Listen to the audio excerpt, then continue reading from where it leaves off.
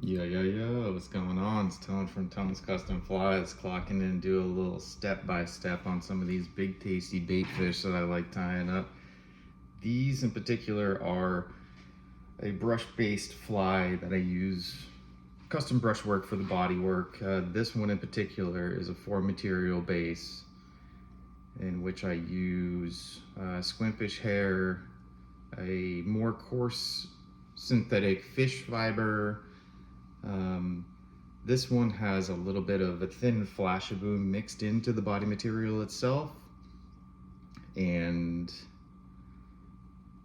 what else? Icelandic sheep to give that softness to it and helps blend the material a whole lot throughout the body, creating a nice smooth round taper to it. So, like a lot of my other stuff, it's mostly an amalgamation of different styles and techniques. Simple.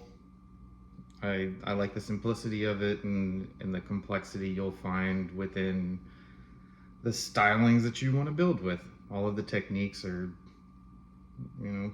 pretty basic things. It's just the finishing touches that you add that are going to make them unique. So let's just get right into her.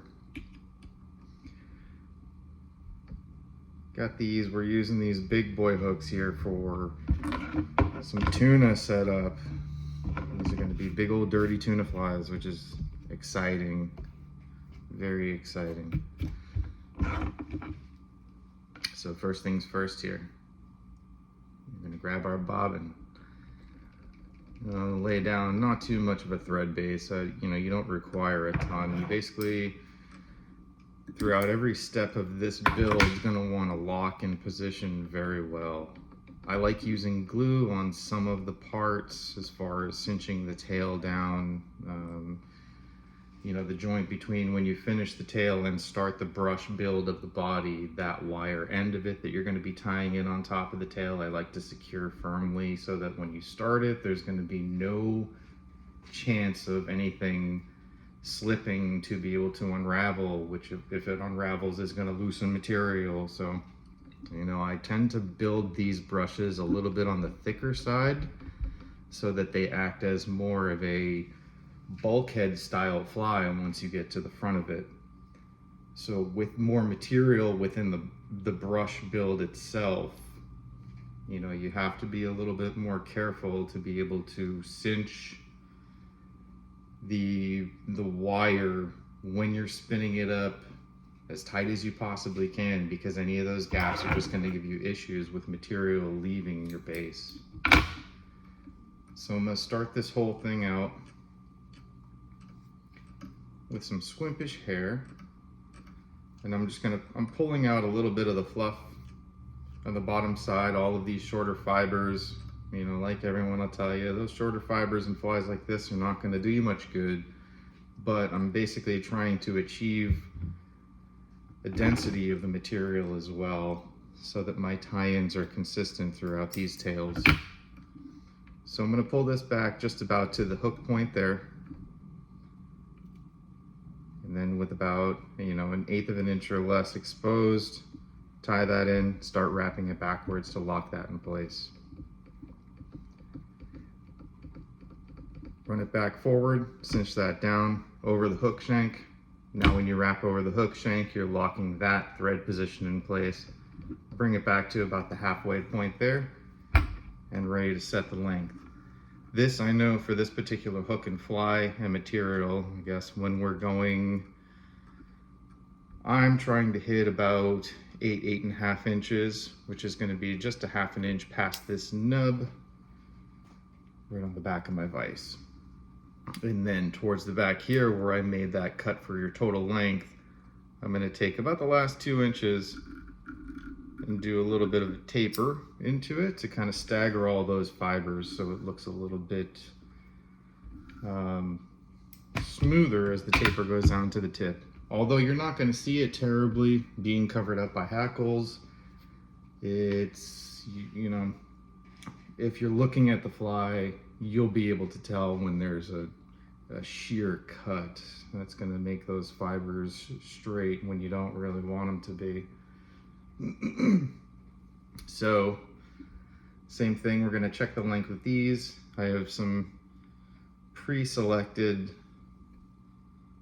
hackles off of a flat wing saddle here. And I just wanna make sure that I get that. That's gonna hang over about 8.5, 9 inches. And then with these, with the thinner stems on them, you can go right on the top. If they have thicker stems to the hackles themselves, I like to take a pair of pliers and just flatten it so that I can stack them cleanly when I'm doing, sometimes when I'm doing like a flat wing style tail, stacking hackles directly on top of the material. I'll take the pliers and pinch down the stems of them so that I can stack them literally on top, and they stack nice and cleanly. You give it some loose wraps to give it the tension just enough to be able to hold it in position, and then work your way back down with the thread to be able to lock that position in place with more tension. So I've got this thing in place, roll that down, rolling it back up to locker. I'm just gonna cover up some of that nonsense so it's a nice clean transition, and boom, basically there's your tail section right there. So before we get into tying into the back of the brush section, just gonna grab a little dab of glue and bloop, bloop, bloop. Just a couple little drips on there. Really secure that section, because you figure if it's gonna get bit by something big and angry, any insurance I can take on that is gonna be a good idea. So I don't want to leave too much glue on there, because one way or another it's going to get all over you. That's always a pain. So I'll come back over and just lay some wraps within that layer of glue. So you still have some glue exposed, but it's going to be, you know, like you're just encompassing your thread section for the tail tie-in. Excuse me. It's been one of those mornings, huh? All right, so now we're ready for the brush. This is the brush that I was explaining before. So squidfish hair, fish fiber, which is a little bit stiffer, more coarse synthetic material that I use for bigger, toothier critters when I'm doing brush flies like this. Icelandic sheep to give it that softness and smoothness in transition. When you're trimming it down, it'll give it a nice teardrop flow to the taper. And this one is without flash. That first example that I brought up was with flash mixed into it, and this one is without. So I did half of the batch with, half of the batch without.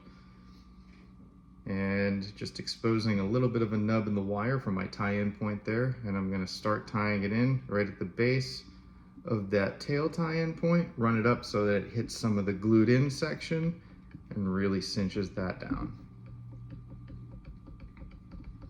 So I'm pulling it up, it's nice and secure, pull it back down, lock it in place, pull it, oops, see, now that happens from time to time.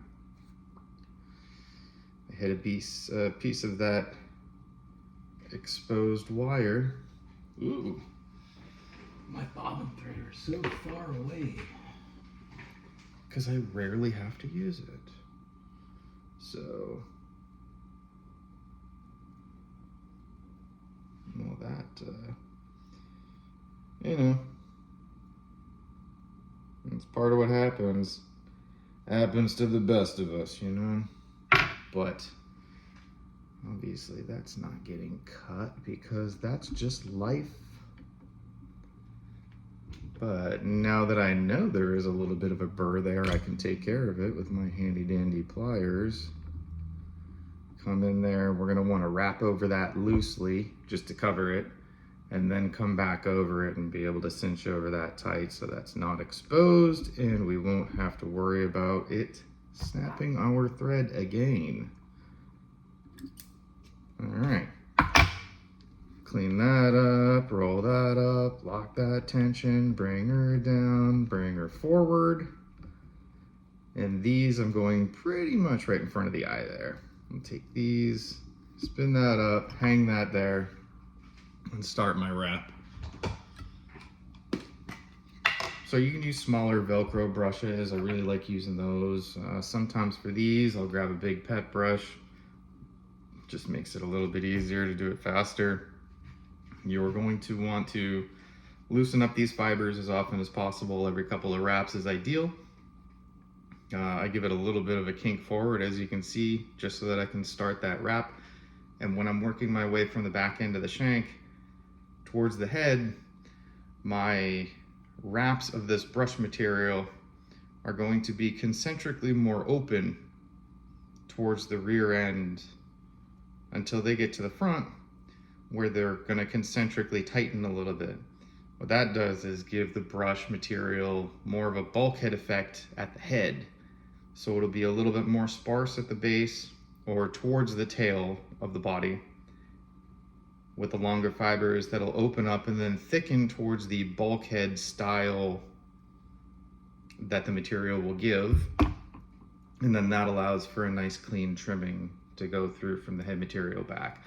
So we'll basically trim the overall shape, finish it off, trim the head down smooth, and get the front taper and an overall taper that we want. So now that I have this in place here, give her a quick brush, organize that, and start wrapping. So a little bit more open concentrically. I'd say between wraps I might be leaving about, starting with about 1/8 of an inch, maybe a hair more, not quite 1/4 of an inch, but getting close to it. So you're gonna wanna loosen this up, and it's gonna look gnarly until it's done, so bear with it. It's all worth the effort.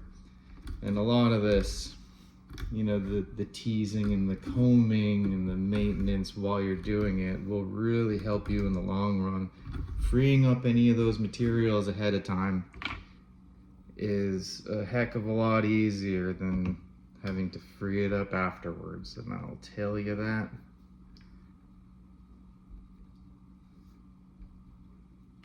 So we basically just keep working our way forward.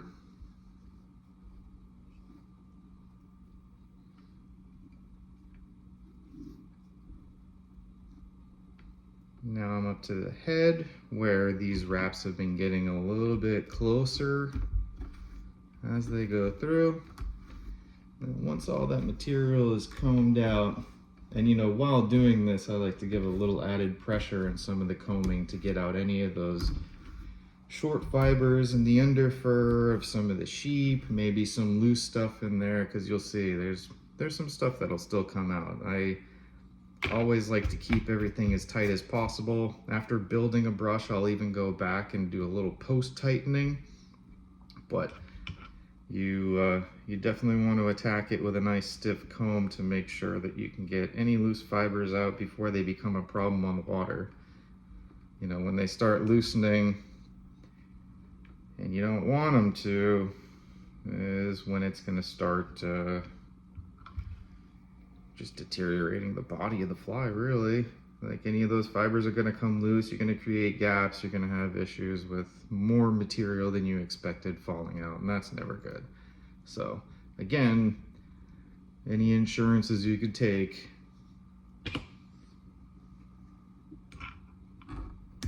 And cut that wire off. Once that wire is cut, I'm just going to preen some of this material back and then come through and pinch that down so I don't snap my thread on it again like a goofball here. So I'll come over that nice and loose, make sure that it's wrapped down pretty good and covered. Perfect.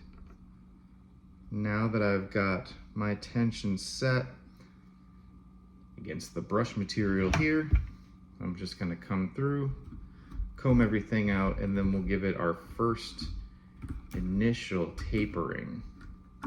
So we want to make sure that all of the material within this body is free. So nothing's trapped under the wraps within the binding material itself. So that's the other thing that I like as you know, for the Icelandic sheep within these builds, you know, it's a smoother, softer material, but it also acts as a binder with other materials. So it'll hold things in place a lot better than, you know, a whole lot of other materials. That's why I selected for these kinds of blends. It helps a lot in so many ways. Now this for the rough trim here, you know, that's a pretty good body as it is, but believe it or not, you know, there's a lot of material. Like I said, this is kind of bulkhead styling up. Because of the way I build them, there are some shorter fibers that'll come through to create that bulkiness. So I want to take, you know, basically just 2 shortcuts. We're going to do 1 tapering cut on the spine, and then 1 tapering cut on the belly, and then we'll do a little finish work in post. So I'll take my material, hang it out at about a 45 or so, and then start from about 2.5 inches. And just give her a little bit of a trim. You know, this is not final, so it doesn't have to be perfect. You can sit here trimming this for days if you wanted to. Same thing here, except sometimes in the belly material, I'll tend to come a little bit lower. So somewhere in like the 1.5 to 2 inch area. And then just quick taper that up. So now, when you brush all that back in place, make sure all the fibers are lined up because you're going to work the thread in a dam style against the brush material to lock them in position rotationally around the shank of the hook. So where everything is in position rotationally is going to get pushed back and held in place. So I'll preen everything back. Make sure I've got good tension, and then just start working a little bit, and now we're good. So everything is pert near locked in place there. So you can see just those 2 little cuts on the top and the bottom sections really cleaned up this profile a lot. That's a good taper, and we'll come through in the bottom edge and finish it up. Some peacock. I went a little bit fancy. I went for the blue dyed peacock on this one. 6 or 7 pieces of herl. I don't go too crazy. Just crazy enough. So really with these, the trick is just to make sure that they're all facing the right direction. And you know, at the bottom side of the herl, you can see that each one of them has a little bit of a turn in it. So you just got to make sure that they're all pretty much facing the same way, which I could tell that one of them is not. So pull that out, turn that around, set her back in place, and evaluate.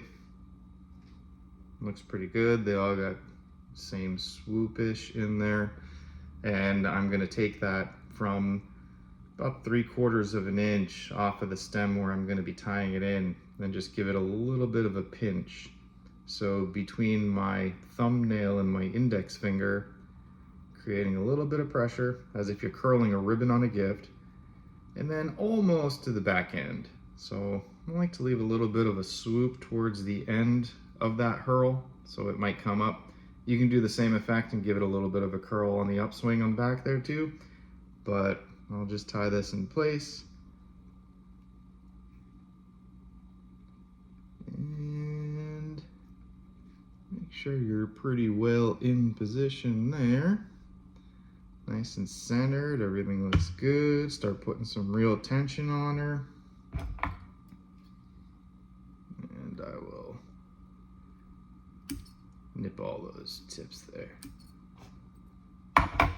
Perfect. And happy little spine.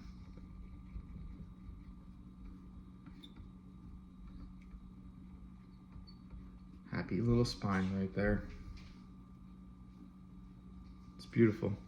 Absolutely beautiful. And now for these, I'm using some tab eyes on it. just because it gives me an opportunity to keep them consistent in the distance and create a little bit more of a nose on the end of this fly. So it's going to be a little bit more conically sturdy, I guess you would say, towards the front end, where we're going to build up a little bit of a head on the nose. So it's got a little bit more driving weight to it. These are Rupert Harvey's Invisible tabs, those OG ones in 10 mil. Not sure exactly what sizes he makes. I know I use 8 and 10 mil primarily, so those are the only ones I have, but check out his stuff. He might have more sizes. And just make sure those are straight in position. And I like to split them right at the halfway point. Some people like to upturn their eyes a little bit, but for these in particular, I like to keep them as center as possible. And now, just make sure these tabs are folded down to the front, working forward to lock in place, working back just to build that head and secure everything. And now we are ready for a finish. Oops, let me just drop everything real quick, no biggie.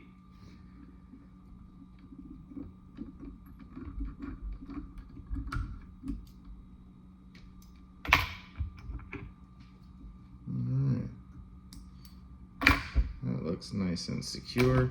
So now that I've got this all open, I'll kind of preen by hand everything back.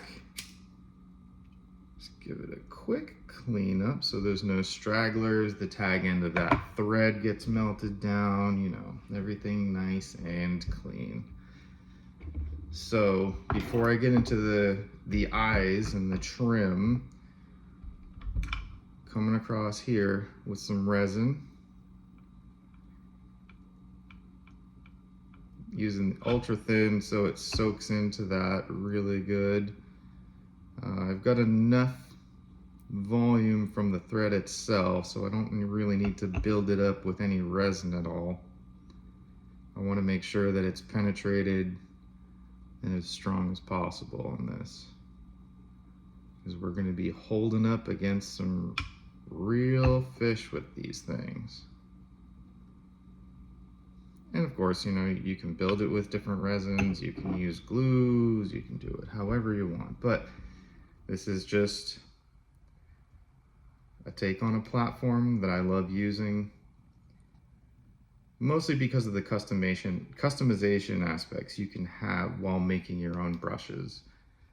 You know, so I do it with this blend of materials for so many different reasons. You know, the smoothness for the shaping and the flow, the stiffness for the types of fish and targets you're going for, any kind of color blends you can make. There's a whole lot of reasons to use a whole lot of different materials in it, and that's what kind of keeps it interesting for me. You know, every project is a new endeavor with the same techniques for the most part. You know, so once you get the basics down, it's really easy to start to understand how to address and manipulate the sections of your fly builds for different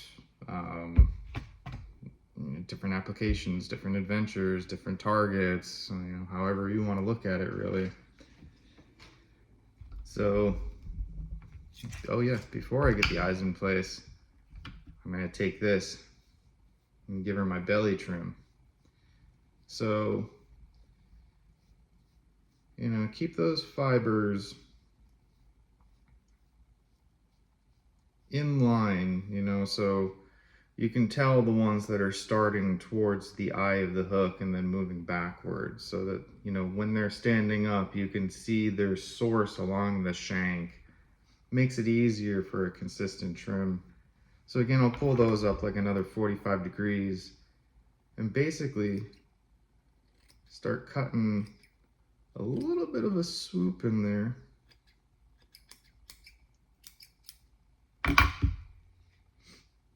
get my rough cut out of the way.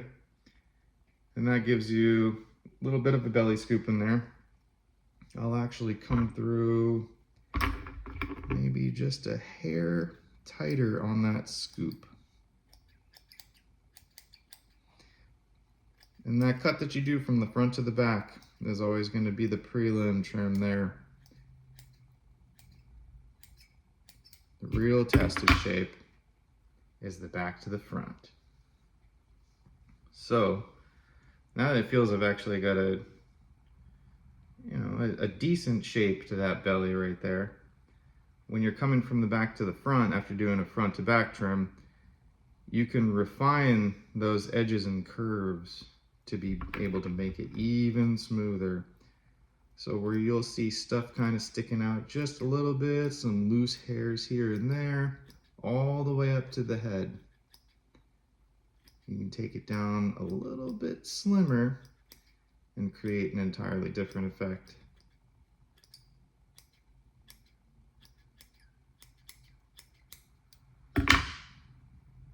So now towards the hook eye, I actually have a whole bunch of shorter fibers that were cut down, hence the bulkhead style that I mentioned earlier, except you're trimming them out. So it minimizes fouling and gives you a nice clean swoop in there for that. So, like I said, you could spend hours sitting there trimming anything you want, but that's good for my prelim trim. If I need to do anything in post, I'll go for it then. But I've got my tabs on. I'm gonna put my peepers together over here. Grab myself a little dab of glue. Grab myself a little toothpick. Make sure my glue, oopsie, went right through there. How about that? Jesus, I'm dropping everything. How about that? How about that? Yeah, I don't know, let's see. Oh, for these I don't even need a toothpick. How about that?